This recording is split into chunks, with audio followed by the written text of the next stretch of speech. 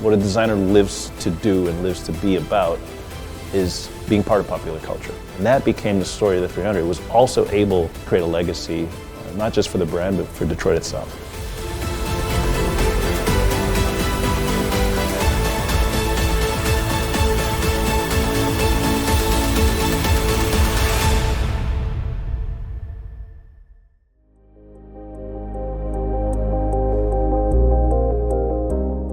Hi, my name is 𝗵𝗿𝗆𝗵. I'm Chief Design Officer for Stellantis. I liken it to being like a movie director. You know, I have an amazing staff of designers and thinkers and problem solvers, and together we mine the future. We listen to the brands, we get briefs from them, and we try to establish and sometimes even pivot a new direction for the brands. It's so rewarding to kind of, work with these great minds and see what's next. An idea that began with an engine. A 331 cubic inch Chrysler Firepower V8 with more horsepower than any other production engine. Well, you have to think of Chrysler as a very clever company. They responded to the times, they adapted to what was going on in the market. So in the 50s, there was a lot of euphoria. It was good economic conditions, a lot of success. Americans were really growing into the suburbs. The highways were really starting to come into their own, and people loved travel, especially high-speed travel. At the same time, Chrysler, fresh from helping with the war efforts, had a lot of technical know-how when we're developing the V8, the famous Firepower V8, today known as the Hemi, but an amazing machine at 300 horsepower, which was a lot of horsepower back then. In fact, one of the most powerful engines ever put in what would be considered a normal car. But it was anything but normal. The 300 was affectionately called the banker's muscle car. And a lot of the people running moonshine apparently used it because they had a big trunk and a powerful engine and would go like stink, so they became legendary. The 300 set a world-class record for the half-mile drag, crossing the line at 134 and 32/100 miles per hour. My favorite part about the 300, it was so subtle. You just didn't realize what it was packing until it surprised you. From the very beginning, the Chrysler 300, because of that heroic engine that it had, the Firepower Hemi, it needed a lot of cooling, which means the grills were somewhat oversized. And over the years, the grill, especially under Virgil Exner's watch, became the character of the vehicle. So he played around with the shapes, the attitude, and then he had the forward-leaning grill called the Forward Look, which became iconic for Chrysler and the company in general.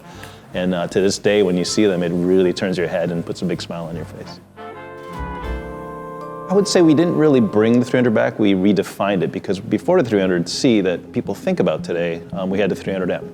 And 300M was a very aerodynamic, sleek, more futuristic look, but the powertrain wouldn't fit in that platform. We had the Hemi coming back, because that was a front drive. So with the big engine coming back in the story again, it made us think about resetting the clock, going back to the letter C, because of the Hemi was once again a part of the Chrysler story. So we designed the car around the engine, and it was really kind of set up by the proportions of the front end and then the presence of the vehicle. We were thinking of, if the original was called the banker's muscle car, then this thing should have an attitude. It should be a little sneaky. So trying to modernize this somewhat formal sedan into something both athletic and premium at the same time. We looked at the history of Chrysler and what it meant. Again, this balance of luxury and attainability. We wanted the vehicle to be very special, but actually understated at the same time. We actually didn't really know who the end customer was going to be. We just knew that it was a canvas. The 300's design was clean and simple, that we thought many people would see themselves in the car. And when we took it to clinics, it's exactly what happened. Everybody loved it, but for different reasons. Somehow it had a nostalgic effect. Others saw something very futuristic. But all of them saw Americana. And that to us was so important, that the Chrysler underscore the American story about automobile design. It changed my life, and it changed everybody's life that was associated to the vehicle in a good way. It means, risk-taking pays off, and also understanding culture pays off.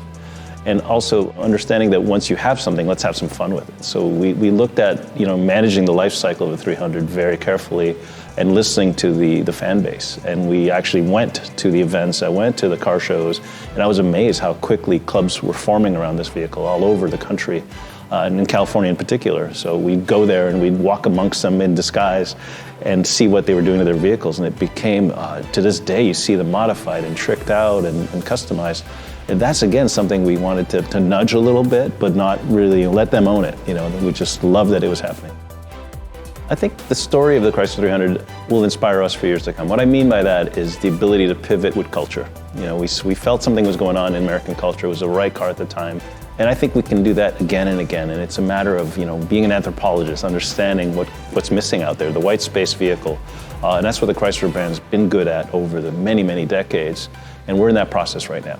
How can we take those learnings and take that excitement and harness that energy and love affair for the brand and go a new direction with it? My hope for the Chrysler brand in the future is to capitalize on this affection that people have for the brand. I hear it all the time. People are excited to see what we're going to do next. So that motivates us. We have many ideas, and we know the brand is synonymous with innovation. So that's exactly what we're up to.